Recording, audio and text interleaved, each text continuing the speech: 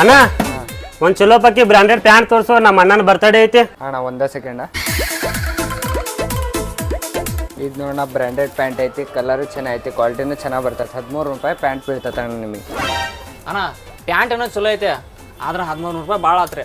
800 ರೂಪಾಯಿ ಮಾಡಲ್ಲ. ಇಲ್ಲ ಅಣ್ಣ ಅಷ್ಟು ಕಮ್ಮಿ ಆಗಲ್ಲ, ನಮಗೆ ಬಂದಲ್ಲ ರೇಟಿ. ಏ ಅಣ್ಣ ನಿಮ್ಮ ಸಾವುಕಾರ ಪಾಚದ ತಗೋರೋ ಮಾರೇ, ಬರ್ತೈತೆ 1300 ರೂಪಾಯಿ ಕೊಡ. ನಿಮ್ಮ ಸಾವುಕಾರಿಗೆ ಫೋನ್ ಹಚ್ಚಿ ಕೊಡ್ತೀನಿ ಅಂತ. अभी मदद है भाई, अभी मदद है.